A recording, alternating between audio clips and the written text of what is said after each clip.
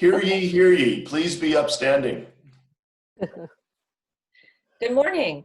Welcome to Sustainable Silicon Valley's very first Wet Talk, Water, Environment, and Technology. I'm Jennifer Thompson, the Executive Director of Sustainable Silicon Valley. Thank you for joining us today. SSV is known for our events, and it's great to have a good turnout for our very first online event during these unusual times. Thank you to Felicia Marcus for kicking off the Wet Talks. It means so much to SSV. I really appreciate it. Thank you to SSV's Water Director, Dennis Murphy. And thank you to SSV's Beverly Bird and Tristan Suri for your help today. Sustainable Silicon Valley was founded 20 years ago as part of California EPA. Today, SSV is a nonprofit think and do tank focused on water use and reuse, air quality and mobility, and leading a prosperous, equitable, and sustainable life in a decarbonized Bay Area. I know you'll be energized by Felicia's presentation. I was when I got a glimpse of it yesterday. So enjoy, and with that, I'll turn it over to Dennis. Thank you, Jennifer. This is me. And welcome all. Thanks for coming. And I think we'll have a great show this morning. This is our first Wet Talk. You are here. We have a couple other things going on. We will have additional, obviously, additional Wet Talks coming up. They are, in a way, focused on the stories. You know, there's a million stories in this naked city, and we hope to have great storytellers tell them, like Felicia. The water roundtables are more about questions. They're about, you know, the gaps between understanding policy and practice. And that is, so that's more of a tunneling into some of the issues involving water, all the various aspects of water that we face. And then lastly, we are scheming to put on a water palooza in the fall, and we want to make that a really great experience that kind of combines, in a way, a lot of the kind of the wet and water roundtable ideas, and kind of explores them in a palooza.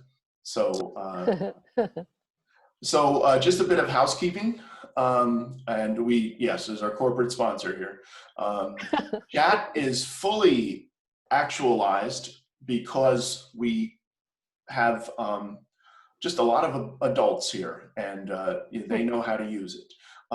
For questions, we do have Beverly and Tristan are manning and womaning the Q&A. We did have also an online source for extra credit Q&A as well, and we'll go through that.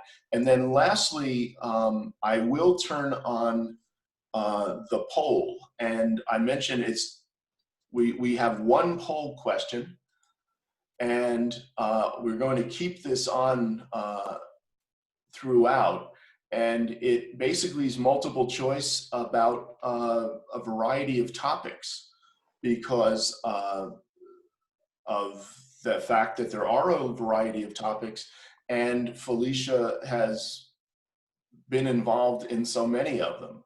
So as we go, I'd like to then introduce Ms. Felicia Marcus, back when her swashbuckling helicopter days. She has she's had a few lives worth of experiences. Obviously known for chairing the State Water Board, but before that was involved with NRDC, ran EPA Region 9, was involved in the Executariat for Trust of Public Land, and, as she often says, had the most fun ever directing public works for the city of Los Angeles. They got tired of her suing them. And also, she co-founded, back in her Santa Monica Bay days, Heal the Bay. And so one person, many different perspectives already. This is like the work equivalent of that movie Sybil way back when. And so with that, I turn it over to Felicia Marcus, and hopefully she will take over the screen now. All right, here we go. Let's find it. Victory. Hi, all. Thanks, Dennis. And I want to thank Jennifer and all the great folks at Sustainable Silicon Valley. It's actually been a joy watching this organization grow and thrive over the course of the past 20 years. And many of you have been working on this even longer. And the new people who have come in have breathed new life and creativity into it in a way that I think is really a phenomenal model for the kind of innovative thinking and convening and connection that we need more of. So with that, good morning to all of you, and thanks so much for joining us. I know there are a lot of friends here online, but also a lot of local leaders who are struggling to do your part from the private, governmental, and the nonprofit sectors. Many of you inspire me over and over again and have for many decades. And I really think that you're the people who are going to help California make it.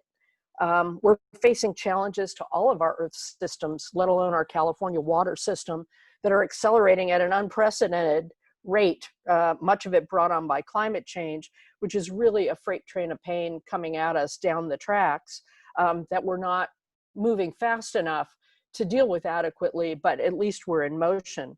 But if you add to that the filling of our oceans with plastic, the despoiling of ecosystems across the globe to meet the demand for cheap goods or fancy phones, and the development and generation of chemicals, both toxins and endocrine disrupting, bathing us daily, the time is now to act, and business as usual on every level will not get us to a sustainable or a resilient future. Before I start, I also want to give special thanks to the inimitable Dennis Murphy, whose energy and intellectual curiosity are inspiring and a critical resource or fuel source for many of us. So we really need more creative and open-minded and committed bridge builders and thought leaders out there. And I'm quite grateful to have crossed paths with him over the last few years, and even more so in this past year or so. And I'm very grateful to have been invited to join you today. But today, because of who you are, and we'll see if this works, I'm trying something a little different. You know a lot more about California water than the average bear. So while I'm going to touch on the context and substance, I may go through them too quickly or not in the linear way I usually do for those of you who know me to tell a story, because I also want to frame some different ways of looking at water that I hope will be of interest intellectually and otherwise to you as professionals largely in this field. So I'm going to try and give you some different slices of the prism through which we all look at the different parts of the California water picture. And I'm doing it because I'm more of an expert generalist, I like to say, than an expert on any one thing. I can go deep on, again, more things than the average bear, but from my vantage point of having sat in a lot of different people's chairs and stood in their shoes and knowing what it feels like to be in each universe and how that universe talks about the language they use and how they see the water world and how it's different from the other universes out there, I tend to see connections or disconnects, maybe more than many. So I want to try sharing those with you today, just to consider it some food for thought. And then I look forward to the ensuing discussion where we can come back to anything I've gone through too quickly or that I've missed entirely. And so hopefully that will all work well for you. So done my introduction. I'm going to give a bit on the context and I'll race through it compared to my usual, as I said, but I really want to focus on some food for thought for you on the road to resilience. And there are a lot of different ways to look at it. I tried all kinds of things on the cutting room floor, and I settled on trying to talk about vision. And that doesn't mean in a traditional, I mean, thinking about your vision. You know, I think about how in high school driver's ed, the first thing they taught you was to aim high in steering. And that if you just looked at the road 20 feet ahead, you wouldn't really see the context of what was coming at you. And I think all too often in water, we keep our heads down and we keep it at a scale that's comfortable, rather than really looking at what we need to be really aware of the challenges ahead, as well as the opportunities. And I'll talk about that a little more. Inspiration and tools, I think, are important. The inspiration is important because models from elsewhere or stuff that just feeds our sense of hope in a world that has so many disempowering messages, not just because it sells, but because it is in the interest of politicians, lawyers, and lobbyists, not all, but some, to divide us and distract us rather than allowing us to dream a little bit bigger. I think inspiration is important. And I also think the tools are particularly important and are rapidly changing, because our way to make it to the future isn't at all impossible, but we have to be more precise in what we do. We're going to have to get to precision urban water management, precision agricultural management, and precision environmental management, ecosystem management. And if we do that with more thought and with the new tools coming online, we actually have all kinds of running room to be able to wait for even better and more technological advances. And then finally, for those of you who know me, attitude's everything.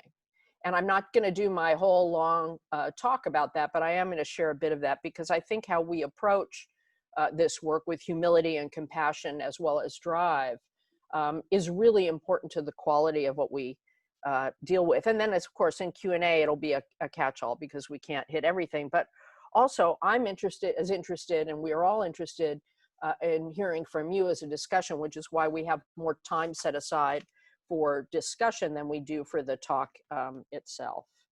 And I am going to put on my timer so I can see how long I'm spending. Okay, context.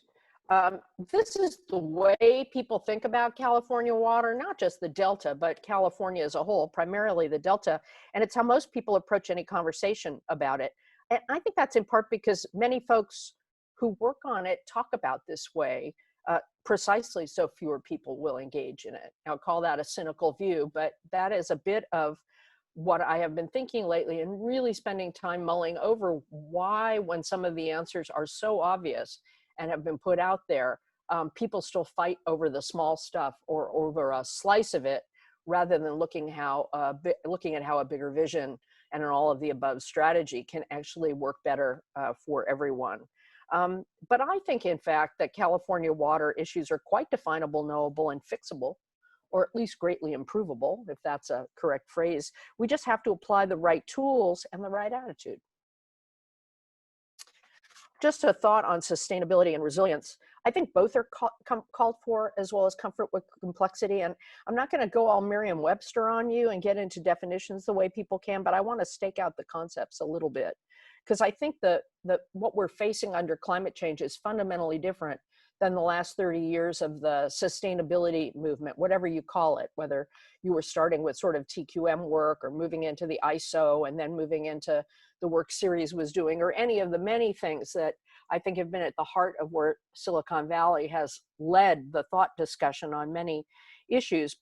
And I think sustainability is great. It's using materials responsibly in the first instance, all those inputs, and figuring out how to reuse and recycle. I mean, it's very smart. It's kind of a math problem, but it's also an awareness problem. It's a big deal, and it's a really important movement. The circular economy is really important. Cities have been on this for quite a while, for 30 years, actually starting with solid waste recycling, oddly enough, but on all kinds of things in air, et cetera. Cities are really, I think, the leaders in this work on the planet. But resilience adds something different, a bit more ominous, which is figuring out how to both deal with unprecedented uncertainty where the past is not a guide to the future, and with disruption, which is what we're going to need to deal with with all the curveballs that climate change is throwing at us now and going to throw at us more rapidly. And this is going to require a lot more than smart engineers and public support for investment in infrastructure and public engagement and the behavior changes needed for conservation, efficiency, recycling, etc. It's going to require systems thinking, flexibility, and relationships across different sectors. And it's going to require taking a longer view than our traditional budgets, whether for 1 year or 5, or even the kinds of planning we've actually done for infrastructure that was built with a 30-year time horizon. Now, this is going to require designing systems that can adapt to uncertainty, and that, at least in the field of water, take a big systems approach to get what Ellen Hannock calls more pop per drop. You know, you could have perfect silos of sustainability on each issue or for each agency, and we are not going to have as sustainable or flexible a system as we need, and we'd continue to waste scarce public dollars by not seeing the synergies and the benefit of working across traditional divides. So I do think it's a heady task, but one we can rise to. And I'm going to give you some examples of why we need to act, but also some really inspiring examples of how people are acting. Now, this slide could be the whole talk. Many of you have seen it.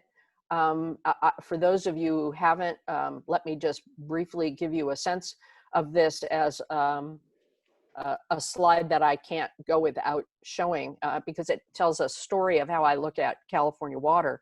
You may be distracted by the elephant motif, and that's because it's representing not California's complex and how do you eat an elephant one bite at a time.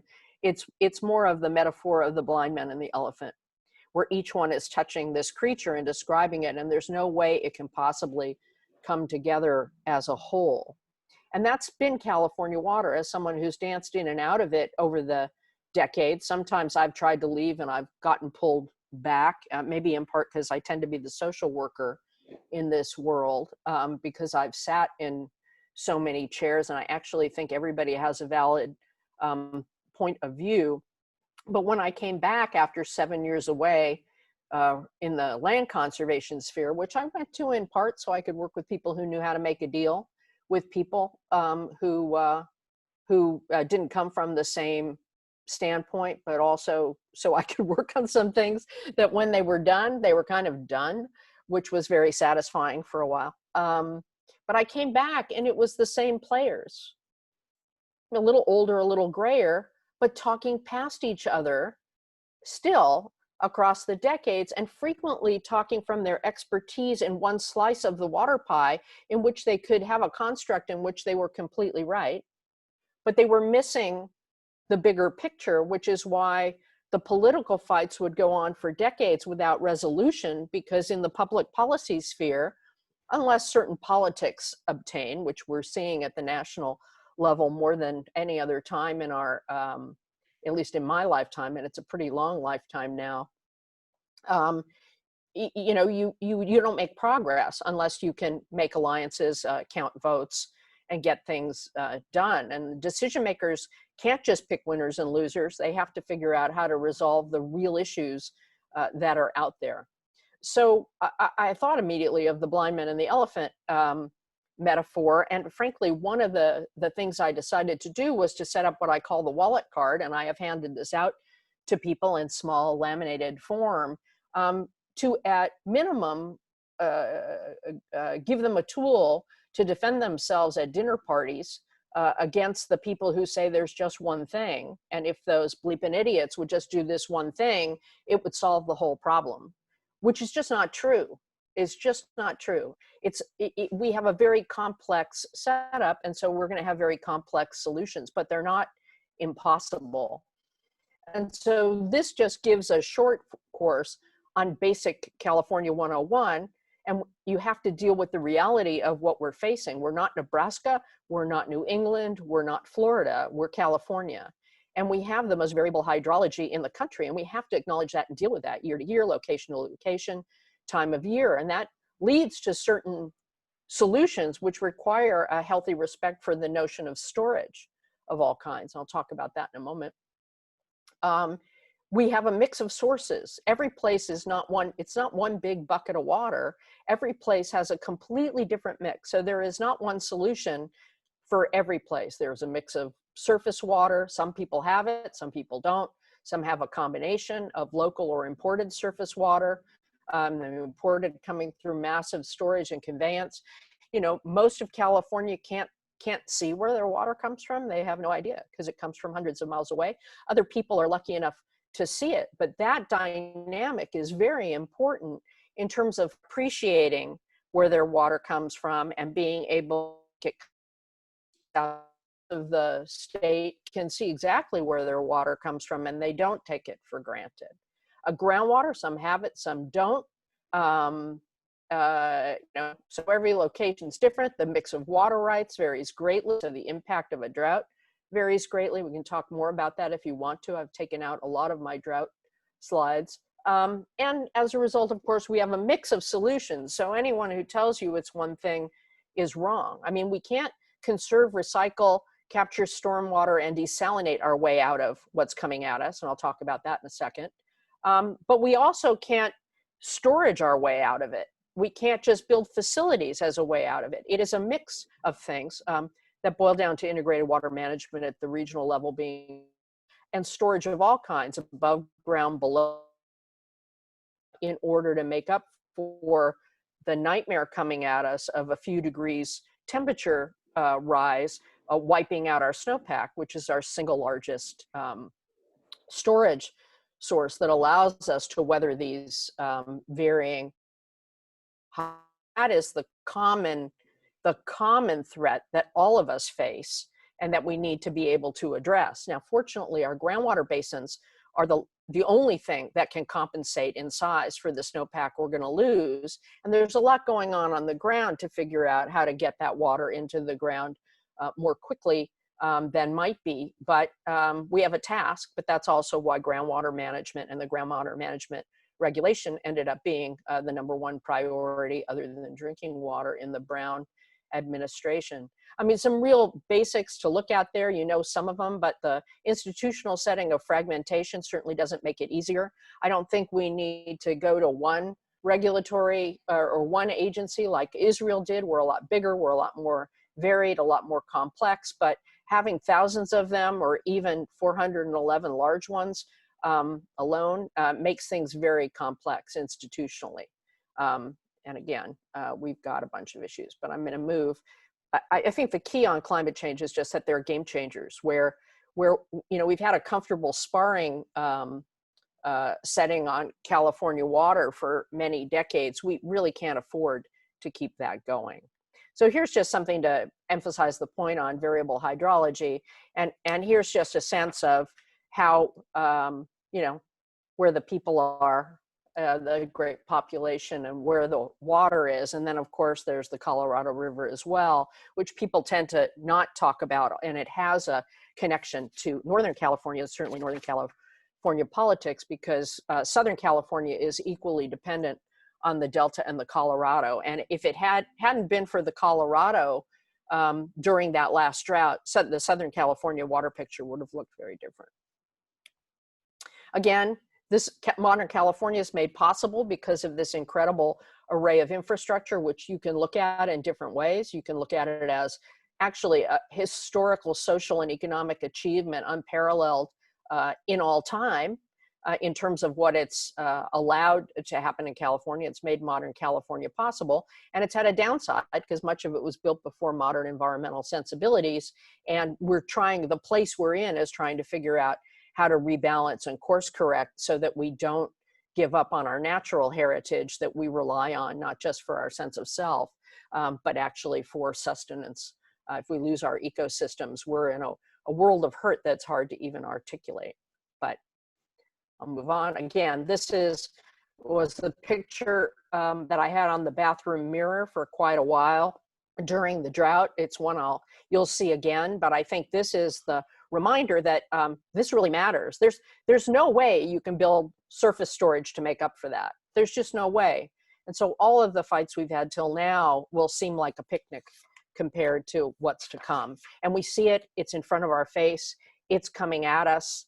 Population is going to grow. We know recorded history where we've had a more or less 3-year, maybe 5-year drought cycle is illusory because it's been a relatively wet 100 and some years. We know that we've had, from the geophysical records, that we've had droughts of 40, 400 and longer years. We know, looking at Australia, where they had their millennium drought from the 90s to the mid-aughts, that they had the same more or less 100+ year, 3 to 5 year drought cycle, and they dallied because they thought for sure it was going to rain, and then it rained a little after the first 6 years, and they thought they were out of the woods, and then they had the 3 worst years yet. Hopefully that won't happen to us, but it could, and so we have to prepare in a different way. And then, of course, population growth, food security. I mean, we are one of only 5 Mediterranean climates that can grow the level of healthy fruits and vegetables that we have out in the world. And it's important for us, it's important for the nation, important for the world. That doesn't mean we should do it to the level that we destroy our natural heritage as well. So it's a question of balance. So we need to protect nature as well. And that's the one that's been languishing.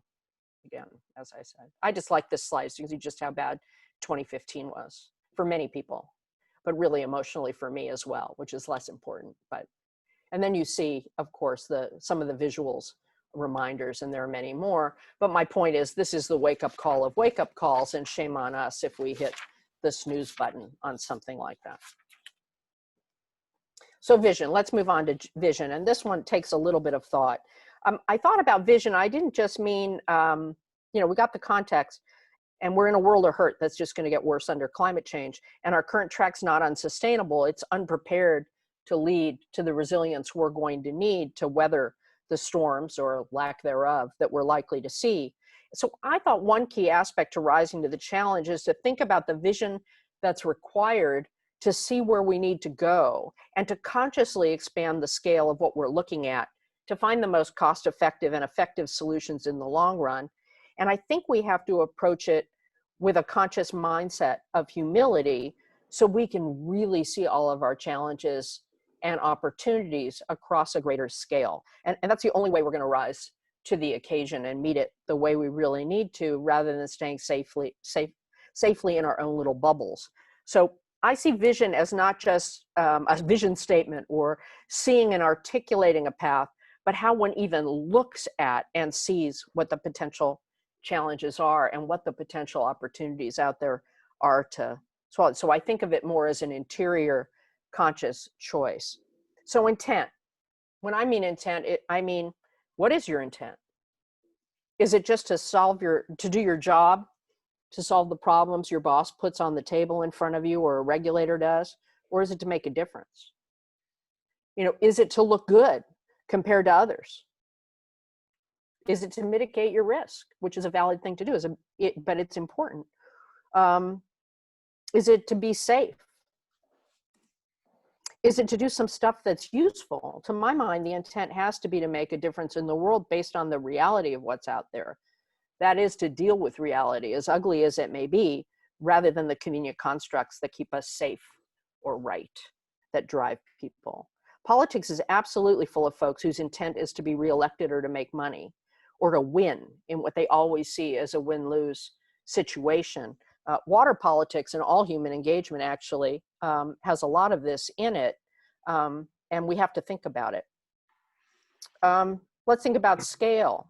Thinking with vision at as big a scale as we can handle helps us to find opportunities for greater synergies or more multiple benefits for more partners and allies. It adds a heavy dose of complexity and requires giving up control more than we're used to, but it can lead to bigger wins. And I'm going to talk a bit about the Delta as an example, and also some of the great urban climate adaptation work that I'll talk about under my inspiration segment. But just being able to vision at a greater scale allows for making the whole greater than the sum of the parts.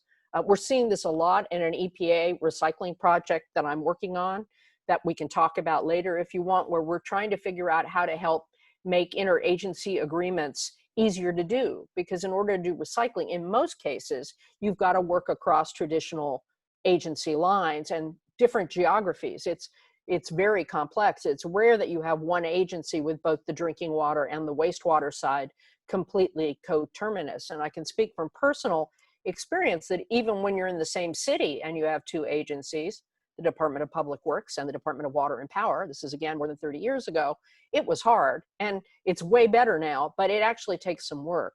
And what we're seeing, at least preliminarily, is that some of the biggest wins are coming in those places where people looked at a big enough scale to build mutual benefits that were worth dealing with the complexity and the giving up of some control. And they came up with tools to moderate their risks and their fears. So it's really, that's the big scale we need to get to. And then finally, humility. And I raise this because we need more of it, but also because humility opens up a world of possibilities as well. Again, these are all about mindset, but it's hard to do as we struggle to protect our sense of accomplishment and being the hero of our own stories to help us feel comfortable with ourselves. In institutions, Robert Greenfield talks about this as self-congratulatory circles, and I see them everywhere where we are in our circle, whether it's our organization or our stakeholder group, and we all agree with each other and we're good. And therefore the people who disagree are either venal or bad or stupid. And so that gets in the way of so much creative thinking. And the other aspect of it is just the fact that we need to be able to learn from other places. And frankly, this is an issue that we have in the Bay Area and California as a whole. So now I'm going to race through some slides to get to the discussion. So here, we're dealing with reality as intent. And as you all know, I love Abraham Lincoln, and I also don't necessarily love beer, but I do, I like beer, and I find beer a good metaphor. And I love this quote when I was looking for things about reality. I'm a firm believer in the people. If given the truth, they can be depended upon to meet any national crisis. The great point is to bring them the real facts and beer. And so the fact part comes into transparency and view, but again, as some of you know, I tend to do late night Googling when I'm doing PowerPoints, and I didn't know that beer was such an important part of the thinking of some of our most famous folks. And I did Google John F. Kennedy, Robert F. Kennedy, Martin Luther King, and beer. There is, of course, a famous Ben Franklin quote that I took out of this.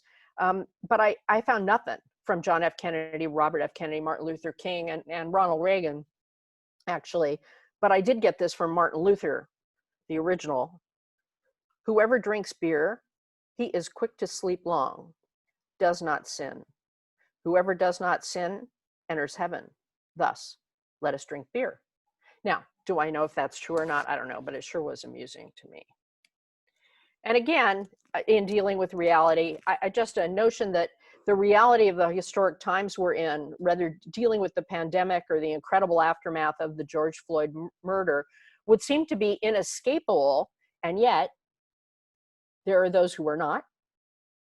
But I don't know about you, but I see the inability to escape reality, which is what we have today on both of those issues, as opening doors to really see things in a different way. And it comes in waves, not all as one big epiphany. You know, we can see our vulnerability, but also our connection.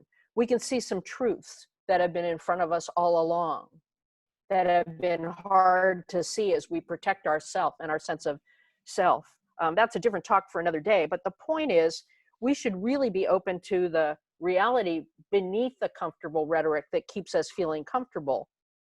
And the bigger Godzilla of all wake-up calls to action is in front of us on both of those fronts. I also was trying to young up my presentation, so I found one, but then somebody pointed out that Ice Cube's actually 40, so I wasn't getting young enough. But in any event, I really like this quote. I think to me, reality is better than being fake, and that's a motivation enough. And he also said the worst thing you can do about a situation is nothing, which is motivation as well, although why I'm quoting him is something of a mystery because he came up with Bye Felicia. Again, here's a reality we're dealing with. And here are many of the realities that I normally talk about to make the point that we have a lot in front of us, whether it's not having up to 1 million people, not having safe drinking water in modern California, which is shocking, and was unmasked during the drought by phenomenal advocates, but also by them actually running out of water. when many of them have been drinking crappy water without help for a long time. That's one of the issues we've made progress in. We're way less efficient we could be, etc. But there's lots of opportunity and upside here. Oh, I didn't fix this. Sorry, you've all seen this, probably, the Water Action Plan. And I put this up just to make the point that this was the Brown administration's approach to deal with reality rather than just the politics of stakeholder groups. And basically the message here was, it's an all of the above problem. We've got to do all of these together in order to deal with that freight train of pain that climate is throwing at us. And frankly, we're going to go work on all of these. You know, come with us if you want to live. And I'm happy to come back to the specifics here because many of you are the heroes, but groundwater management, safe drinking water, and a number of these things were really important to us, and some we didn't get to. Governor Newsom has picked up that same baton of all of the above, explicitly taking it to the next level, which it needed to be taken to. This is all out in draft, and a final is coming. And I just wanted to note some of the things that they're putting in as the emphasis that I noted in it, really much more on the regional approach, which is really important, more explicitly on finding multi-benefit solutions, agencies coordinating with each other, and also technological innovation and data, though I hope that gets built up more than just a teeny paragraph, because I think that's a place that this administration, coupled with many of you, can really do an advance that'll be important in California as well as the world. So let's move quickly to scope and scale. You know, how big is the landscape or the scope of your vision? It's just another way to look at vision. And here, I'll start with the Delta. And here, you know, one way to look at the Delta is this. It's an unusual place. Its physical issue is a problem of its own in terms of channelizing what was once a vast tidal marsh. It's also an endangered place because of the levees that protect islands with peat soils that have oxidized over the years, so that some of them are 20 and 30 feet below the levees and therefore vulnerable to collapse. Some would say from earthquakes. I think that's more of the low probability, high risk option, but really from flooding, which is where we've seen it before, but not only there. So some people see it as a political war field. Other people see it as a place of wonder with legacy communities and farms and a respite. Or you could see it as one of the richest ag regions in California, which other people in ag elsewhere seem to ignore or belittle, or accuse the Delta farmers of stealing their water. And that's a story for another day where there are arguments on both sides. Some people look at the Delta or think of the Delta and they just look at the intakes to the pumps and they see it as a source of water for ag in the Central Valley and or a hub of water flow to the Central Valley in Southern California. Other people see it as a place where a rich ecosystem is imperiled, both within the Delta and outside fish food, but that also includes fishermen and women who are all threatened with extinction. Another way to look at it is to zoom out a little bit. If you zoom out a little bit, you start seeing more of the connections. Here, I don't have the full Delta in, but I have its route through the Bay Area. And you really rarely hear much about those connections. At the science conferences and policy conferences around the Bay Delta estuary, the interest and influence seems to swing between Delta focus and Bay focus. And the connection between the two is really rather rarely discussed. And I will say, as I get back to it, to give you a preview, that folks in the Bay Area are not seen in the discussions in the Delta anywhere near as much as they ought to be. And it's obviously a big talk for another day, but I'm talking here about vision and how one looks at things. Here's a slightly bigger way to look at it. This is a kind of, you are here for Bay Area folks to realize where their water is coming from. And I'm going to talk a little bit more about where it really is coming from. The same is true for East Bay Mud and the McCullenly and the American River. And of course, the South Bay is getting water through the diversions from the Tuolumne above the Delta that they get in some manner, you know, when you're in the SFPUC system, but also through the Delta from the projects. And so the Bay Area is far more connected to that entire watershed than one would think, and it's not just through the pumps. I'm going to come back to that. Here's another even bigger way of looking at it when you think about the magnitude of what we're dealing with. I mean, it really is kind of an awesome view of how much feeds in to the Bay and Delta system. It's an even bigger systemic way of looking at it that actually connects up into the Sac Valley folks in the San Joaquin. And they're very different places, as well as the Delta with very different interests. And you see here the sheer scale of the 22 tributaries that all feed in to this, virtually all of which have rim dams that cut off refugia for native salmon and other species that really need cold water during periods of year. And we've been struggling to figure out how to keep them alive below those rim dams, despite having laws that say when those dams went up, that they had to keep fish in good condition. And that's been, I would say, honored, not in the breach, but honored only when sued and or enforced against. So it gives you a bigger sense of scale and complexity. And of course, there's the 60 miles of the San Joaquin River that have run dry for decades, but which people are working on trying to restore with some benefit. Views from space are always good. Here's this one again, how we're actually connected at a statewide scale. And you know, here we are at home. You are here and you are in this context. And so I thank USGS and KQED for putting this one up. It's a nice one. So the reality is the Delta is the central challenge of our water times, not just for the physical problems we see, because it's the hub of something much bigger, which is how we try to intelligently deal with larger problems that have escaped us. And for me, I actually think that humility is a big part of it. And I'm not going to read these. I just really like them, particularly the Ann Landers one. I don't mean to be snotty, but I think the idea of humility here that I'm talking about is having some of it is that we're not on the cutting edge of everything already is essential to not just trying to protect oneself, but to really seeing new ways of being. I think the Bay Area tends to be afflicted by this quite a bit because of being cutting edge on many social issues 20 years ago and now being cutting edge on many issues in Silicon Valley, but it's not just the Bay Area. It's something that happens elsewhere. In California really has it towards the rest of the country and the rest of the world. And sometimes it's true that we're cutting edge and other times it's not.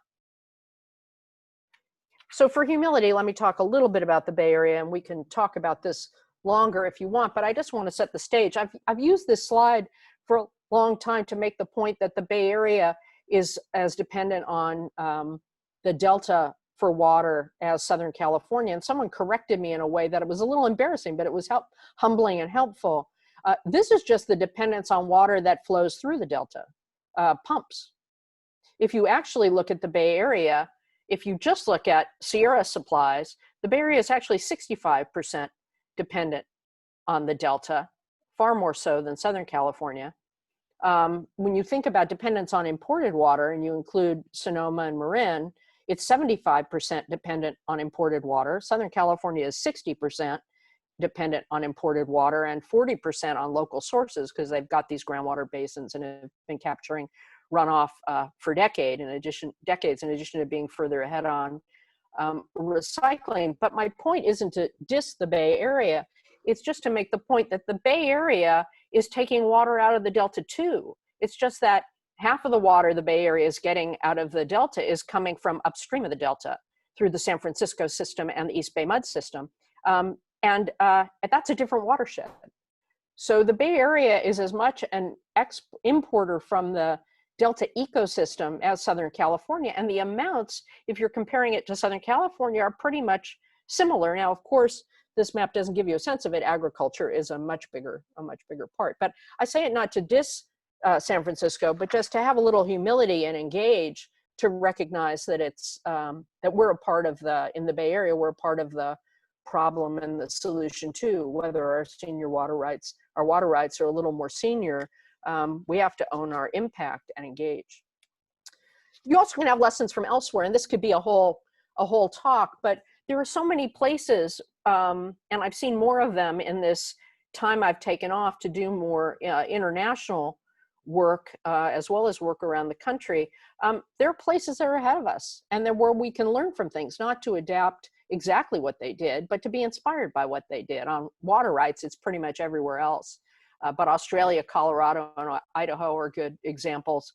We used groundwater when we were getting the groundwater legislation to be able to say that Texas and Idaho and everywhere was ahead of us, and that actually had an impact. On the human right to water, where we're the first state in the country to adopt it, the UN adopted it a zillion years ago and shamed us into it in a way. South Africa has a very aggressive one from the 90s that even impacts their water rights, that gives them a much stronger public trust doctrine than we have, which was a little humbling to learn this week. Integrated water management that we sort of feel like we invented a couple decades ago was actually endorsed at an international level through UN meetings 50 years ago in Plata del Mar. When I went to the UN climate conference in Madrid and went to all the water meetings, there were people from Uganda, there were people from Latin America, there were people from everywhere in the world who were talking about integrated water management. That was pretty humbling. And then, of course, the use of technology and government as a driver, there are places that we can look at to see what they've done who are facing much more severe water problems. We can go shopping there. I'm happy to come back to those. Okay, I don't know why that just happened. Here we go. I'll try this. And this is just a little interlude because now I've been cranky. Now I'm going to move. I've set the stage. I've been a little too critical of us all, and so now I want to inspire you. If this were a Monty Python sketch, you'd be hearing funny music and having animation, but enjoyed the scene. So inspiration and tools, we need it all. And inspiration comes from, I think, our fellows and what they're doing. Sometimes it's from someone like the Dalai Lama or whoever else you follow, but inspiration is needed. And there's a lot more of it around than there has been for a long time. And of course, the rapid change in technology and tools opens up all kinds of vistas. So, you know, there are all kinds of examples, as I said, that we can go to. Reality, we've made progress. I could do a whole talk on this. We moved California water decades in a few years. Now, those are like the equivalent of reverse dog years in terms of how slow things have moved in water in California at a statewide level traditionally. But for California, what we were able to do on water conservation and the amazing public response, thank you to many of you as leaders, particularly in the South Bay on that, but also the Bay Area. Really, you were awesome. But the whole place sort of hit it out of the park. So on water conservation, on the safe drinking water legislation, the series of tools that we got to try and help those up to 1 million people, we're on our way, and that was fantastic. The groundwater management legislation and how well people are doing as hard as it is, and a recycled water paradigm shift I want to spend just a moment on, and I think we can come back to the stormwater capture acceleration, and even the Central Valley Flood Protection Plan that hasn't gotten enough play, which really talks about integrating floodplains for ecosystem and flood control together, which is really a great way to go. You could add watershed, upper watershed thinking in forests, but that's a little behind. But then, of course, we have all these things that we need to do that many of you are facing in what you do in our leaders on the water quality side, which I'm not talking about as much as I might, but also water rights where we are. Again, we don't toss it out, but we need to tune it up. Ecosystems in free fall and crisis that we seem able to ignore, the fragmentation and politicization of water, which is really unfortunate, and the fact that we haven't made progress on Bay Delta in the way we might like to. And a lot of that has to do with decisions to think about water in a different way. It tends to be a secondary issue rather than a primary issue because it's taken for granted. And I think the LA Water Directive and the work that Eric Garcetti has been doing is really historic, where the directive has been really upping the ante, where they're trying to be 70% reliant on local sources by 2035. You could feel the screams of his staff when he upped it up.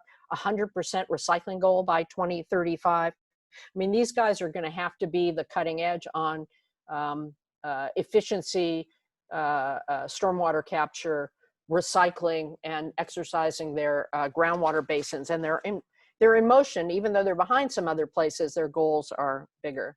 And the key to the future, again, these are all the things I could talk about in terms of pretty incredible actions on this front, happening across the state. And I've had a nice vista to be able to see it. The SAC regional huge recycling goals are amazing. The work that WRD, the Water Replenishment District, has done to get their water rights adjudication fixed in the Central Basin in Southern California to free up 500,000 acre feet of storage has made possible much bigger dreams on the part of Metropolitan and Los Angeles. They can do it because of that, more LA than Met, because Met can take it up to the leaders in groundwater management in the San Gabriel Valley and then on to their treatment plants. But there's some incredible stuff happening there and some incredible stuff happening in the valley. I put this just because I love Leonardo as, you know, always being inspirational. Now, here's a key thing in terms of inspiration for me is, you know, everybody ascribes this to Mark Twain, says whiskey's for drinking, water's for fighting. Whether he said it or not isn't the point. I think we're now at the point where whiskey's for drinking and wastewater is for fighting. And that's incredible and exciting. And one of the things where actually being a little older helps me see the progress perhaps better than others. I'll tell you just one story here, which is, you know, when we expanded the Tillman reclamation facility in the San Fernando Valley and doubled its size from 20 to 40 MGD a day, a keen-eyed reporter who had been following it, but also following the work we were doing to restore the LA River, said, well, wait a minute, if you're really successful in your goals here in actually treating and then recycling it and getting it into the ground, won't you hurt the LA River? And I just smiled at him, and this was 30 years ago, 20 something years ago at least. No, it's going to be 30 years ago or maybe 25. I said, well, you know, John, the day that happens, I'm going to be a happy girl, because that means that we will have finally become successful on recycling. And sure enough, you know, at the water board, I got to, you know, pull together a workshop where Pasadena, Glendale, Pasadena, Burbank, and LA were fighting over who had to leave water in the river. And we're going to have to do a study. And I thought, I can't be unhappy about this, because I said I'd be happy when this day came. So I'm happy. Again, sometimes your problems are a sign of other success. Recycled water is the one I'm going to put, because this is probably one of the ones I'm most proud of, because we put over $1 billion in grants and loans out to get stuff off the drawing boards and into the ground, and we ran out of money and had to add money, and then we started to having to ration the money because there were so many projects happening. And we also did that series of regulations to for indirect potable groundwater augmentation, for indirect potable reservoir and surface water. They call it slightly different names now, and then a pathway to direct potable, which has just unlocked people's dreams because they know what they're aiming at, rather than knowing they're going to have an iffy fight with a particular regional board over a permit. That's not to say it's easy, but this is an example of where, as a regulator at the state level, figuring not how to just regulate by making people do stuff, but that regulations can be used to leverage and give comfort to people who actually want to do stuff. It's a different attitude. So I'm just going to give you a couple of victories of scope and scale to get back to my points I was talking about. Stormwater in LA, where, you know, and when I was in LA, we started a stormwater program and a stormwater fee. After I left, they did Prop O and taxed themselves $500 million to start doing demonstration projects where you got flood control, water quality, water supply in one thing, and urban greening, and there are a zillion little projects that have sprouted out in LA as scope, as proof of concept. But the larger picture was elusive.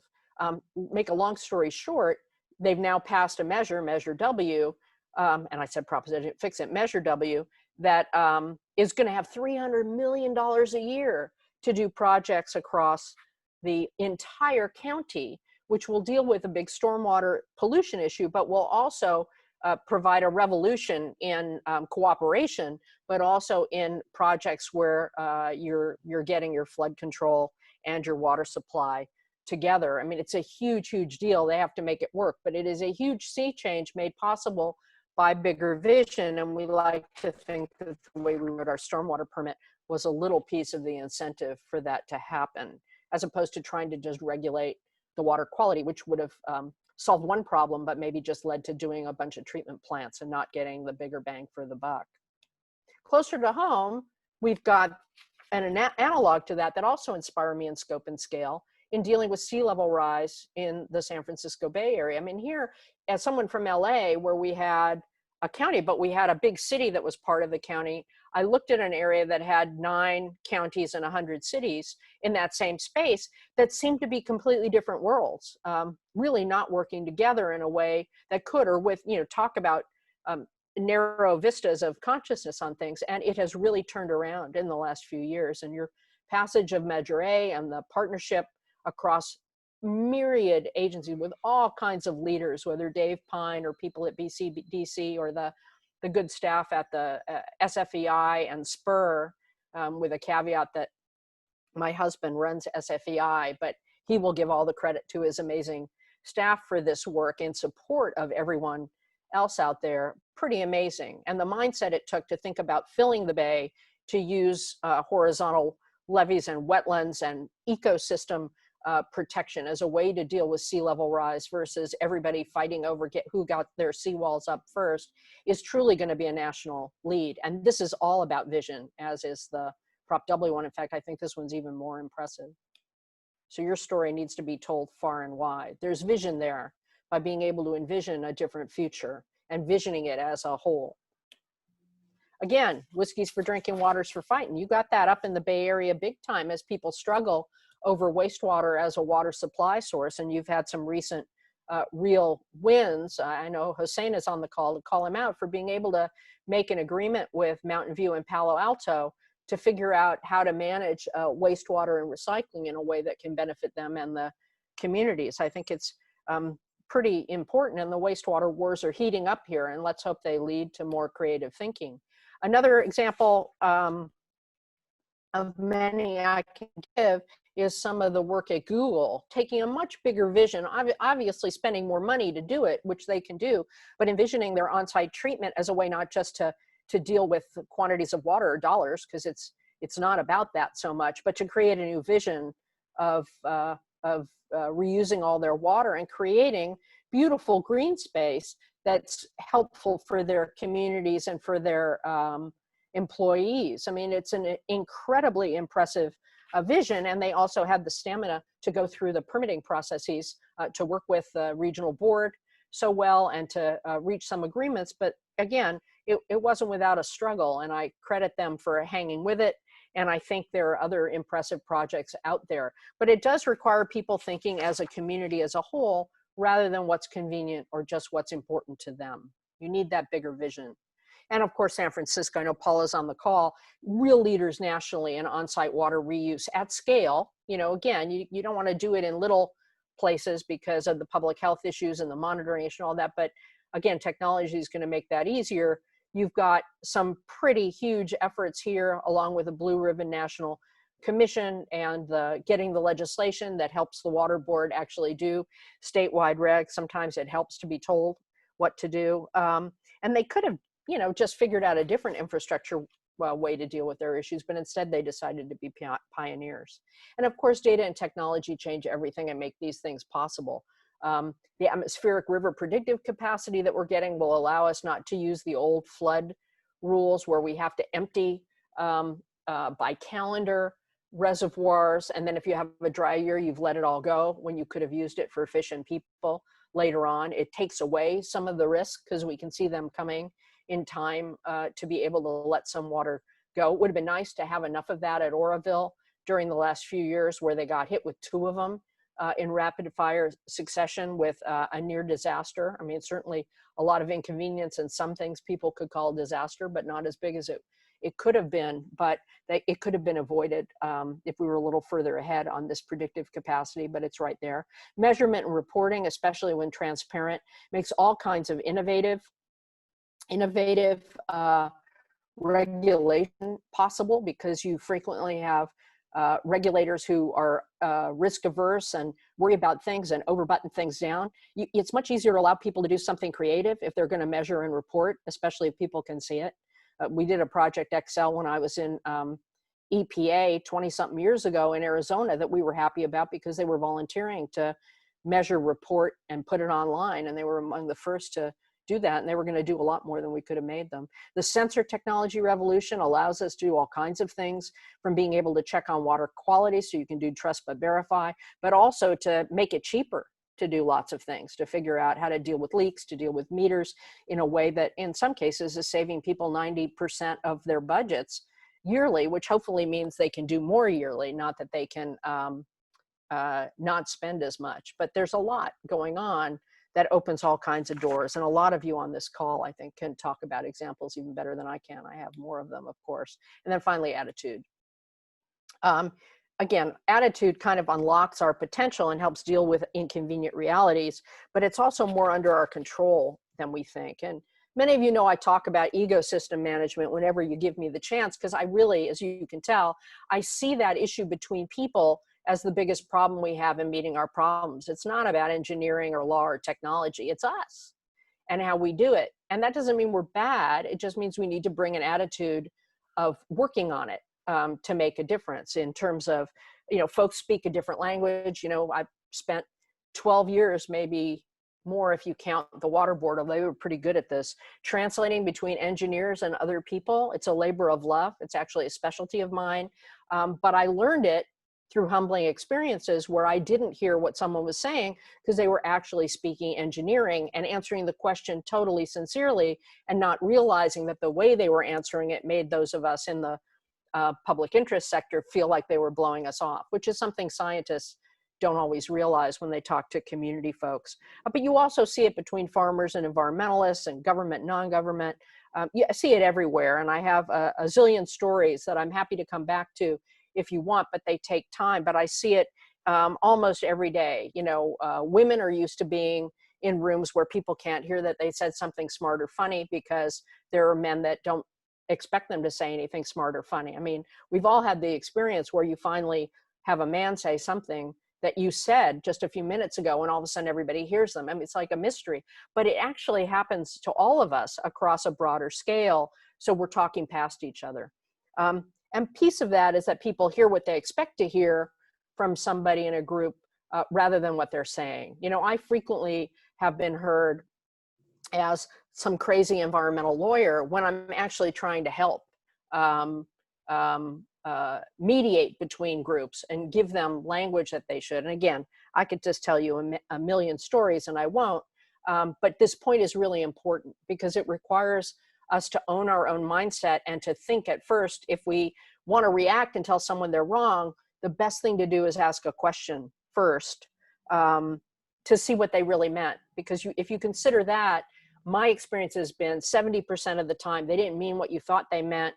Your reaction would have led down to a path of, again, arguing about on two different levels. And I have found more often than not, even when I'm at the dais in multi-day hearings, that if I stop and ask a question, the person didn't mean what they thought I meant. And I've opened a dialogue that leads to actual results. Again, could be a whole story for another day. Obviously, the attitude of we're all in this together becomes critically important. And there are times in California we have to pass legislation on groundwater to be able to get drinking water to poor communities. People rose to it. And of course, dealing with water conservation rules where people did an awesome job. And how do we get there again? Clear-eyed focus on that, the decades ahead and what we face in common versus the decades behind us, reality versus rhetoric, practical for, you know all of these things. We need a both and all of the above.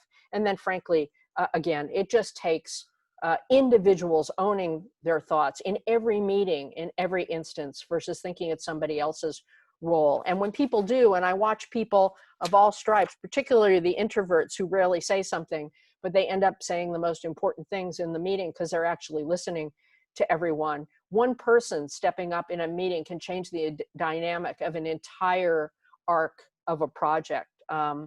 So there's my reminder to you. And with that, thank you. And let's carry on. Well, thank you, Felicia. I'll let you get a sip of water and take a break. And we can get to questions. I don't know if everyone's seen the polling information, but the big leader has been questions interested in hearing about water supply issues. Close behind was the wonderful world of water reuse, Oh, good. and followed by a tie for third between stormwater, green infrastructure, and sea level rise. Mm-hmm. And then lastly, some definitely noted interest in water quality and equality, and equity rather, and equality. In terms of general subjects, there's that. And then specifically, as far as questions, we have the tag team of Tristan and Beverly, who've been monitoring the chat where people put questions, and the question and answer box where people should have put those questions, as well as the Google form that we had prior to this. So I'm not sure who's starting off first, Tristan or Beverly, but a question. Lovely. Hi there. Thanks, Felicia. I know I want to get to as many questions as we can. I'm sure I don't just speak for myself when I say I could listen to you talk all day long. Oh, well, thank you. Since 52 minutes, I timed myself, damn it. So I'm sorry. Good thing I shortened Don't apologize. But we're just getting started. So I have a lovely question here from Don Berger.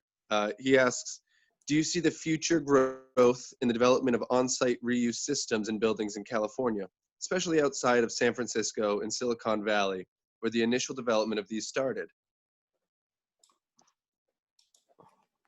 I think that's a pretty interesting question. I think you'll see it in some places. I think, again, you've seen some of the resistance to it in terms of public health concerns, which is part of why folks, sorry, I tried to turn that off. Folks have, like Paula and particularly Paula, but Paula and others have led the way in getting that legislation and having environmental health officers really wanting us to do it at a statewide level. Again, this is where regulations are helpful, not as drivers, but as partners in making something more comfortable, because trying to do it everywhere separately is a pretty high load, because of course, from a public health standpoint, it's scary, right? I mean, you got to really deal with the issue of pathogens that are chock full of stuff in wastewater. You've got to deal with the chemicals that we haven't gotten out in our pre-treatment process. And as my drinking water folks told me, you're dealing with a feed source that is just chock full of the stuff that you don't want in water, whether you're using it for drinking water or just on site. Of course, there are different levels to it. So you got to be really careful about it. And it's a much higher order concern in some ways. And you think about how, regulations for wastewater treatment plants where I come from are tougher on toxics in some ways, because fish and other little critters are more sensitive to that stuff than we are. We don't worry about them getting the stomach flu, sort of the way we worry about it. So a different set of regulations. And so one of my favorite stories is how I used to tell DWP that their drinking water was polluting my sewage, and that one of the big things I had to spend money on was removing salts and other things that they didn't have to be quite as concerned about. So I think it depends on where you are. I think in the Bay Area, Silicon Valley, it becomes viable for two reasons. One is you have, I want to say, the volunteerism and the motivation that's not just about dollars and cents and acre feet to do something innovative that San Francisco likes to do and that Silicon Valley likes to do. You have large campuses with enough money to spend what they need to spend on doing it right rather than cutting corners, as well as being able to help defray the costs of monitoring if need be. And so you've got some unusual things, and also you have a motivation to be cutting edge, which is worth a lot, whether it's brand management or just sense of self, as I said, or employees are just, because it's their kind of motivation of certain industries. I think in other places, On-site may not be the most efficient, because I actually think that sometimes centralized is more efficient. I mean, in general, I mean, I'm sort of sitting at the feet of David Sedlak here. From an engineering standpoint, centralizing it all may be more efficient depending on what you can use it for, because then you can bring it in. You can, particularly in groundwater recharge, you then can use, you don't have to worry about purple pipes. You don't have to anymore. You can put it in the basic system, and that could be more efficient than having it separate. So again, it's easier to monitor, right? And it's easier to be sure about the public health aspects, because you have dilution and monitoring and just bigger scale of capacity. That said, I think there are going to be places where it's appropriate, and I've seen all kinds of work. I originally from CH2, I think the persons at Stantec now, who actually excitedly went over a PowerPoint with me in an airport when we were waiting for a flight, about campus and expansion. So let's say you draw a picture around, a loop around an industrial area, whether it's Warner Center in the LA area or downtown LA even. If you have a big enough campus or big enough institutional campuses, where it actually might make sense to deal with all your future growth in an on-site way, you know, rather than sending it all the way down to Hyperion and having to pump it all the way back. The question is really one of scale. I mean, you need to have either a big enough entity or a big enough collection of entities to make it big enough not to freak out the public health reviewers. I mean, the folks in the drinking water division have come a long way in becoming flexible compared to where they were in the public health department, maybe because they're sitting, you know, it was one of the reasons to move them. They're sitting together with their peers who actually care about this too, and having the conversations about what might work. And then you have certain folks from certain agencies who put in the time to help them think about ways to deal with it. And again, the revolution in sensor technology may also make it easier to do, but there's going to be an issue of where the economy of scale is. Well,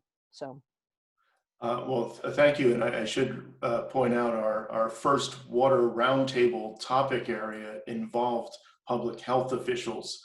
Unfortunately, our timing could not have in a way been worse. And we are kind of working on plan B, you know, just with other areas, especially in terms of reuse, you know, to get to that. So speaking of getting to that, we are approaching now a lightning round in terms of, I think, Oh, good. with questions and things. So Right. I think, Beverly, do you have something for Felicia?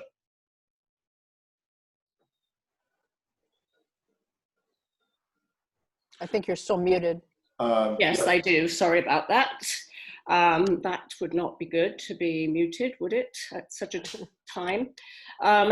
Let me see.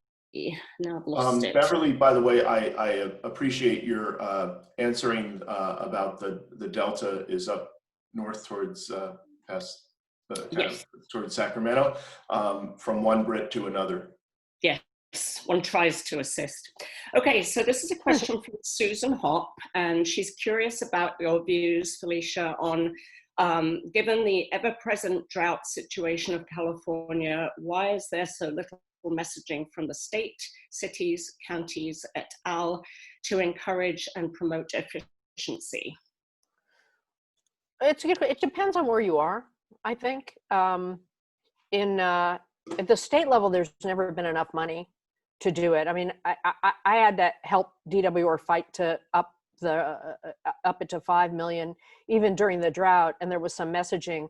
Aqua started doing a lot of great work on it once we did the mandatory regs.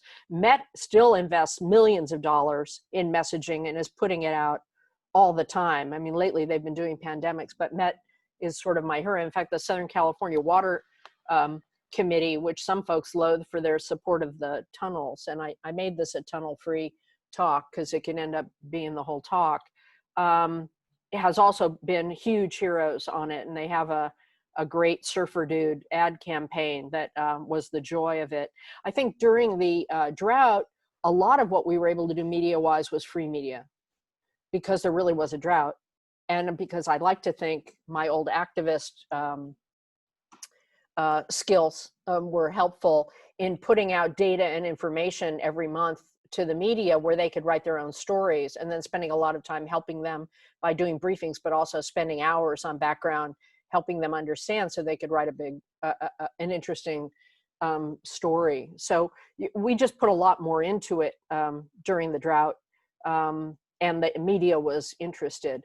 But other places, I think there are some in the South Bay that are continuing, but I actually think it's a drumbeat that needs to persist. It is just frequently hard to get the money for it because people still in budgets think it's soft money, when in fact it is absolutely a much cheaper solution sometimes than concrete and trucks and bins and the like, but it still feels soft. You know, I had to fight for my $3 million in communications money in LA every year to roll out our waste reduction and recycling program, where $3 million for trucks and bins would have been a no-brainer. And I fought with liberals on it too. So there's an attitude about it that I think is just wrong.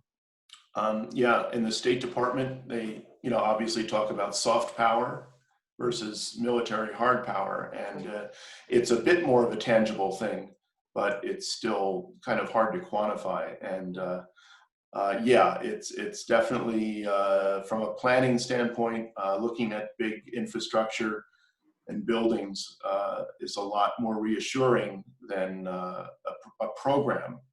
But the fact is, those programs pencil very nicely from an acre-foot standpoint. I did want to jump in though and recognize Tom Ferguson of Imagine H2O, who has a couple questions, and he actually put it in the Q&A section, so he gets extra credit. And I'll mention the two questions that he talked about.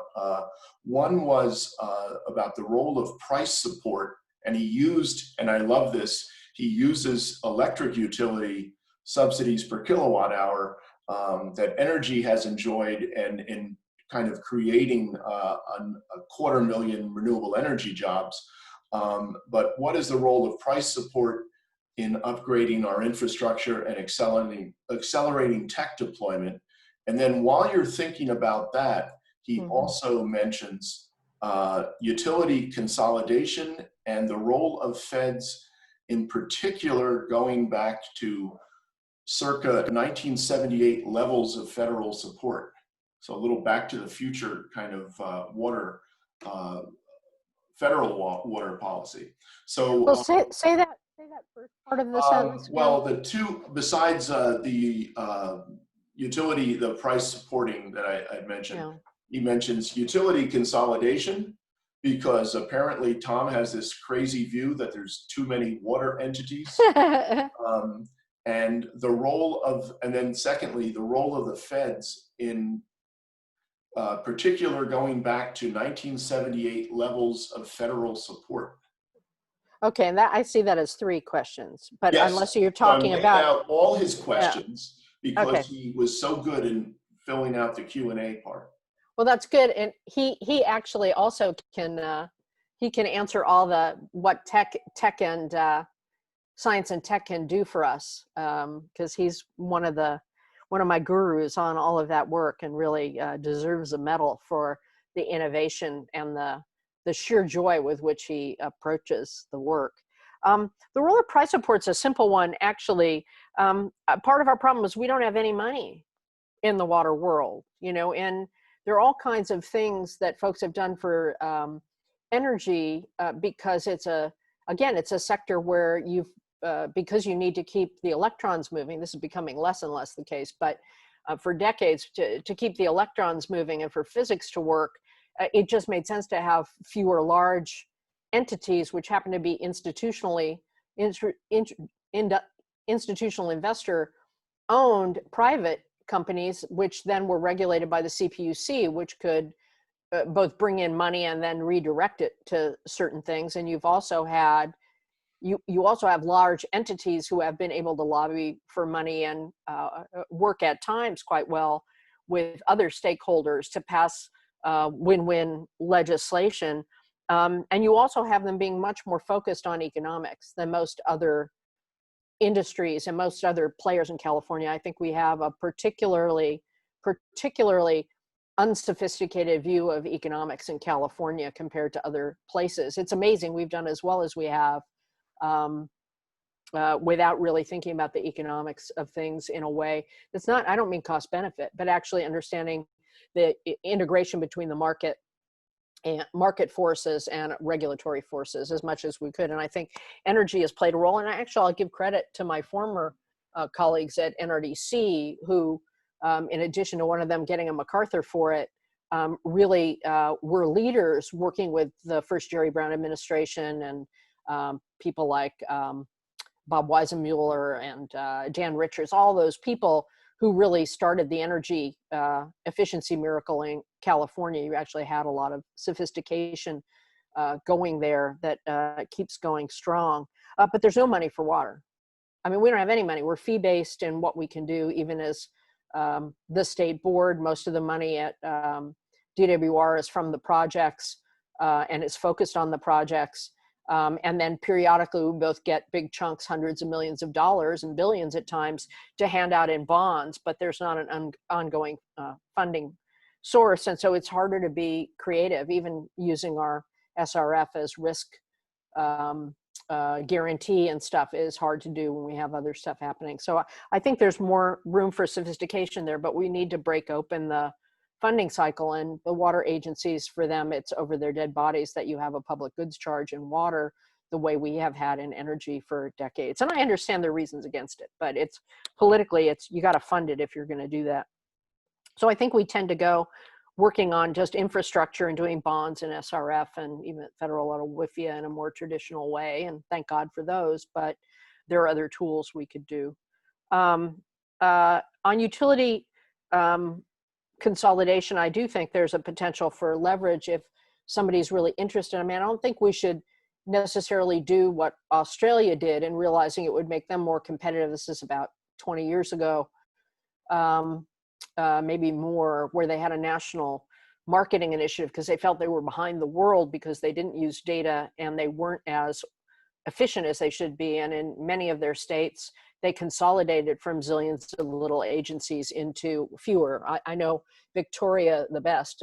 New South Wales still has more than 100, but in Victoria, they went down to 15 water agencies, and they are all regulated by the state, the way the SFPUC regulates the privates, and they have requirements for customer service, environmental protection, and other things. And their system works a little better than ours does. It's less fragmented, but they did it from a regulatory standpoint, not about good and evil, but about being more efficient and efficiencies. And again, if we had more of that mindset, we'd have some of the things in Australia I don't like too, but we might be able to look more holistically. Right now, that's politically really very difficult. You know, we obviously got at the local level the tools to be able to consolidate in certain circumstances, and that's moving on now that we have more funding. But at a large level, the federal government could leverage money by saying you got to be big enough or whatever. But again, one size doesn't fit all, so it's a little complicated. And then money, I don't know. I mean, you know, the glory days of the 70s where money was added when the Clean Water Act and the Safe Drinking Water Act came on, I don't know if it's going to happen again. I'm told that both in the House stimulus bill or infrastructure bill and in the Senate, there's a lot more money out there now for recycling and other projects, but it's not nearly enough. I think part of that is water hasn't been elevated to a high enough level in the public discourse yet, whether for climate adaptation reasons or others. And Jonathan Caledon wrote a pretty good op-ed in the Boston Globe yesterday on it, which I really liked. And I think there are folks working really hard, at least to get the Biden administration to go big and go long. And I thank the U.S. Water Alliance in particular for elevating the issue at the national level. Same with NACWA and others. But we have a long way to go there. Blue New Deal? A Blue New Deal would be nice, but I don't ask me after November. Right. So speaking of asking you things, Tristan, Yes. I'm sure you've been polishing up your best questions. They might involve a magic wand, but I think that's a great question. We're in the end of the lightning round, so go forth.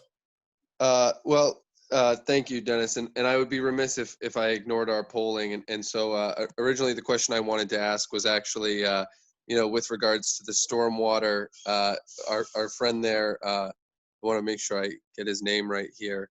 Hossein Ashktorab asked about combining urban stormwater with some kind of treatment with recycling water. And I think that's a lovely, concise question. But just as a second point, Dennis, I noticed we have this lovely point that we didn't get to, Felicia, about waving our magic water wand.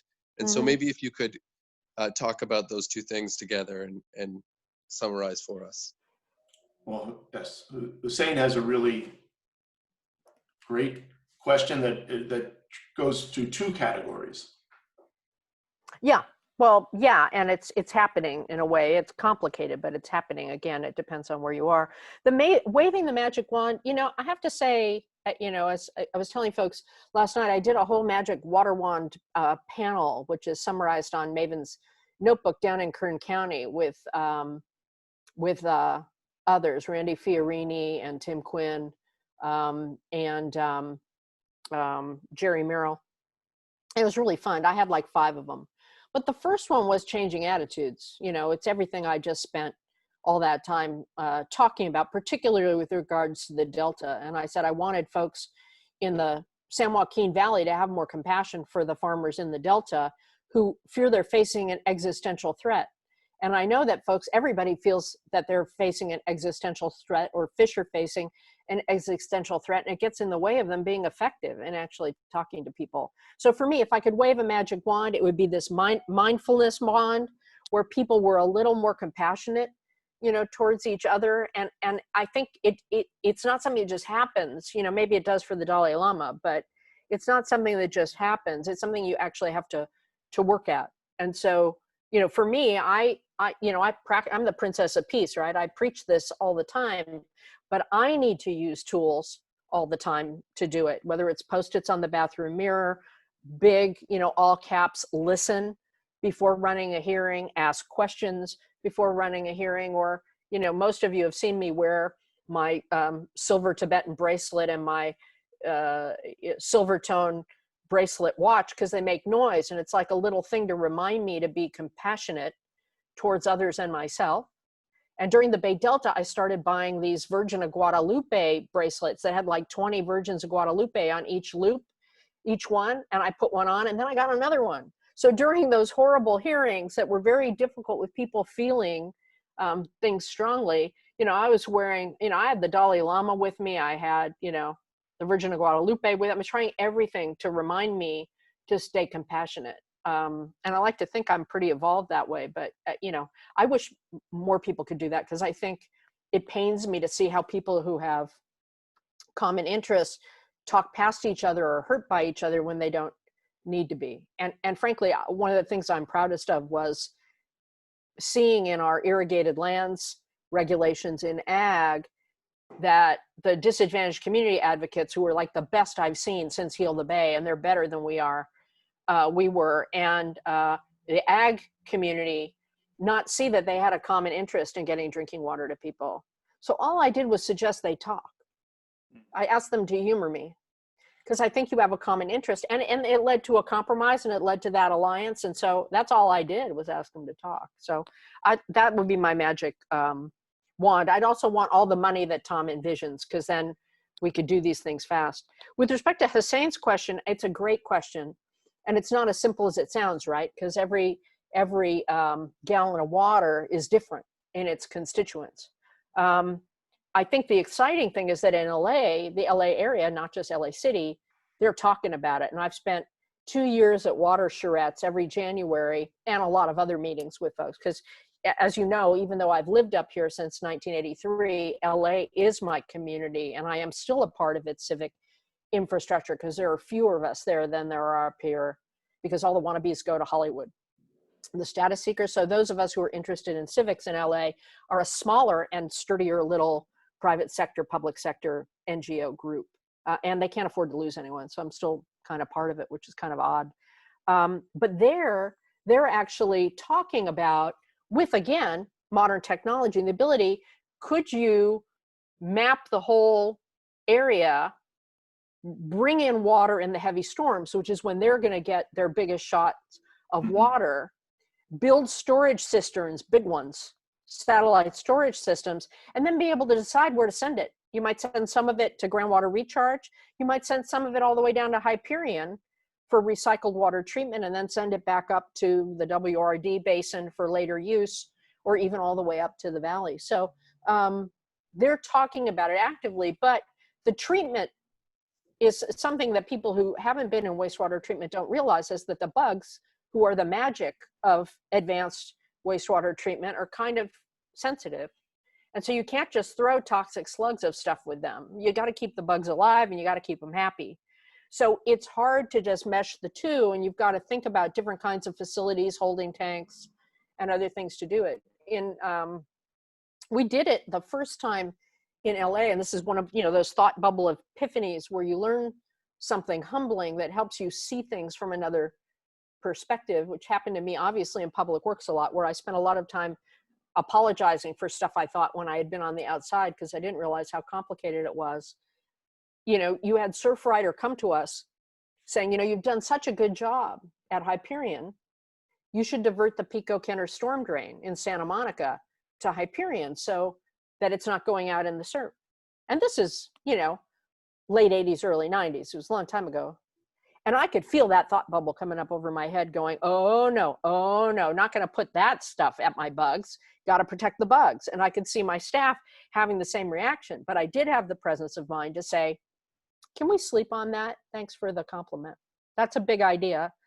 And of course, the next morning, my guys came in and said, you know, we have to do it. I said, yeah, we're going to have to figure out how to do it, because we can't be saying, yeah, little kids can play in that stuff, and we got to protect our bugs.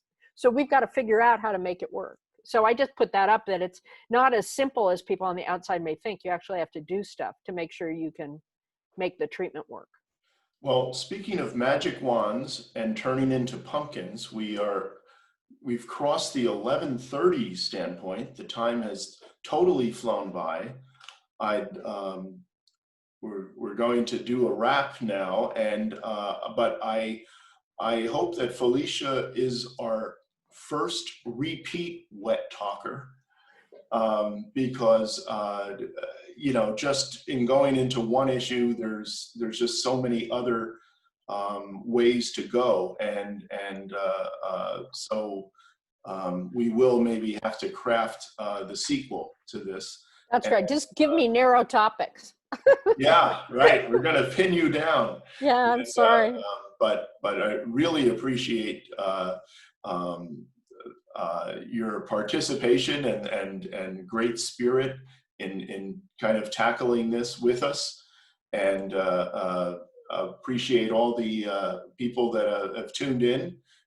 We will be looking to scrub this up and maybe put this online as well. Great.